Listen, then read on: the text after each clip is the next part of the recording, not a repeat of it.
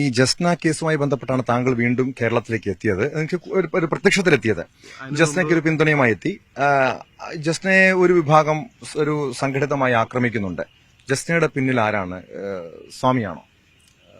ജസ്നയെ പിന്തുണയ്ക്കാൻ, അതായത് ജസ്നയ്ക്ക് ഒരു വിഭാഗം ജസ്നയ്ക്ക് ഒപ്പമുണ്ട് എന്ന് പറഞ്ഞാണ് ജസ്നയുടെ പിന്നിൽ ജസ്നയെ ഇങ്ങനെ രംഗത്തിറക്കാൻ കാരണം ചില അജണ്ടകളുണ്ട് എന്ന് പറയുന്നു. താങ്കളാണ് അതിന് പിന്നിലെ? ജസ്നയെ സപ്പോർട്ട് ചെയ്യും ഞാൻ. കാരണം എന്ന് വെച്ചാൽ ഞാൻ ആ വേദന അനുഭവിച്ചവനാണ്. ഇനി ഒരു പെൺകുട്ടിയും ഇതുപോലെ ഒറ്റപ്പെടൽ, പ്രത്യേകിച്ച് പെൺകുട്ടികൾക്ക് വേണ്ടിയിട്ടല്ല, ഈ ഒരു സമൂഹത്തിന്റെ ഒരു ഒറ്റപ്പെടൽ. ആ കുട്ടീനൊന്ന് ആലോചിച്ച് നോക്കിയേ, അത് ഹണി ട്രാപ്പിൽ പെട്ട ആളല്ല.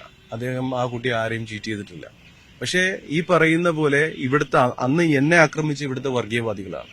കേരളത്തിൽ നമ്മൾ കാണുന്ന ഏറ്റവും വലിയ സൈലന്റ് ആയിട്ടിരുന്ന ടെററിസ്റ്റുകൾ. അവർ എന്നെ എങ്ങനെയൊക്കെ ആക്രമിക്കാൻ പറ്റുമോ അതെല്ലാം അവർ ആക്രമിച്ചു.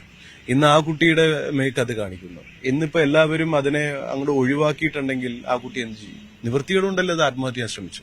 അപ്പൊ നമ്മൾ, അതായത് കരുണയുള്ളവനെ കരുണ ലഭിക്കുകയുള്ളൂ എന്ന് മിശിക ബൈബിളിലും പറയുന്നുണ്ട്. ഇവിടെ കരുണ ഇല്ല ആൾക്കാർക്ക്.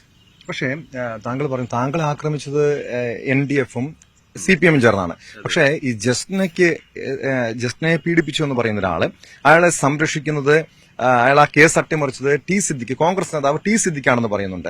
അപ്പൊ അതായത് ഇവിടെ CPM അല്ലല്ലോ, താങ്കളെ ആക്രമിച്ചത് CPM ആണെങ്കിൽ ഇവിടെ കോൺഗ്രസ് നേതാവാണ് എന്നാ താങ്കളുടെ ആരോപണം അത് തന്നെ. ഇത് ഇവിടെ കോൺഗ്രസ് ആണെന്നെങ്കിലും ഈ ടെററിസ്റ്റുകൾക്ക് ഒരേ സ്വഭാവമേ ഉള്ളൂ. എന്നെ NDF ആയിരുന്നു അന്ന് ആക്രമിക്കുന്നത്. അതിന്റെ പിന്നിലുള്ള ഫോമാണ് PFI-യും SDP ആയിട്ട് വന്നത്.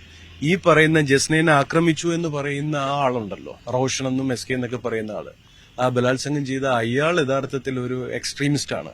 അയാൾ കടുത്ത ഇസ്ലാം തീവ്രവാദിയാണ്. അയാളുടെ ഹിസ്റ്ററി എടുത്തു നോക്കണം. അയാൾ മാധ്യമ പ്രവർത്തകരെ വരെ കുഴപ്പിക്കാൻ ശ്രമിച്ച ആളാണ്. അപ്പോൾ അയാളുടെ പേരിൽ ഒരുപാട് പീഡന കേസുകൾ, ഒരുപാട് മറ്റുള്ള തരത്തിൽ ചീറ്റിംഗ് കേസ് എല്ലാം അദ്ദേഹത്തിൽ നിലനിൽക്കുന്നതാണ്. അത് മാത്രമല്ല, അദ്ദേഹത്തിന്റെ ഓരോ സ്പീച്ചിൽ തന്നെ അത് വ്യക്തമാണ്, എവിഡന്റ് ആണ്. അയാളെ ഈ സിദ്ദിഖ്, അതായത് തീവ്രവാദി സിദ്ദിഖാണോ തിരുടൻ സിദ്ദിഖാണോ എന്ന് എനിക്കറിയില്ല.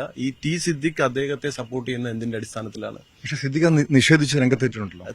സിദ്ദിഖ് ഇപ്പൊ അങ്ങെടുത്ത് ഞാൻ പറയണ്ടല്ലോ, ഒരു മറ്റേ പാത്രം കട്ട ഒരു കള്ളനെ അല്ലെങ്കിൽ ഒരു മോഷ്ടാവിനെ പോലീസ് സ്റ്റേഷനിൽ കൊണ്ടുപോയി ചോദ്യം ചെയ്യുമ്പോൾ നീ അത് മോട്ടിച്ചോ എന്ന് ചോദിച്ചാൽ, സാറേ ഞാനത് മോട്ടിച്ചു എന്ന് ഏതെങ്കിലും കള്ളം പോലീസുകാരുടെ അടുത്ത് ഫസ്റ്റിലെ പറയുകയോ ഇല്ല. അത് അവർ അന്വേഷിക്കുന്നതിന്റെ ഒരു രീതിയുണ്ട്. ആ അന്വേഷണ രീതിയിൽ അന്വേഷിച്ചു കഴിഞ്ഞാൽ കാര്യങ്ങളെല്ലാം പുറത്തു വരും. ഞാൻ പറയുന്നത് ഈ വിഷയത്തിൽ ഒരു ബ്രെയിൻ മാപ്പിംഗ് ആവശ്യമാണ്. ഇതുപോലെ നമ്മുടെ നാട്ടിൽ ഇത്രയും ഒരു പെൺകുട്ടിയെ പട്ടാപ്പകൽ ഒരു സഹായം ചോദിച്ചു വന്ന ഒരാൾ, അതൊരു ഡോക്ടർ, വ്യാജ ഡോക്ടർ ചമഞ്ഞ് ഒരു പെണ്ണിനെ പീഡിപ്പിക്കുകയാണ്. ഇത് കേരളമല്ലേ?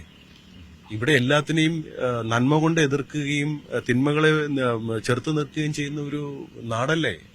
അപ്പൊ ഈ ജനങ്ങളത് മനസ്സിലാക്കണം. പക്ഷെ അതേസമയത്ത് ആദ്യമേ ഒരാൾ ക്രിമിനലാണ്, അവർ ശരിയല്ല എന്ന് പറയുന്നത്, അതായത് സത്യം ചെരുപ്പിടാൻ തുടങ്ങുമ്പോൾ 1000 കിലോമീറ്റർ സഞ്ചരിക്കും. ഇവിടെ നമ്മുടെ ആൾക്കാരെന്ന് പറയുന്നത് മറ്റൊരാൾ പറഞ്ഞു കേട്ടാണ് വിശ്വസിക്കുന്നത്. എല്ലാവരും ഓക്കെ ആണെങ്കിൽ നമ്മളും ഓക്കെ. അതിന്റെ സത്യാവസ്ഥ അറിയില്ല.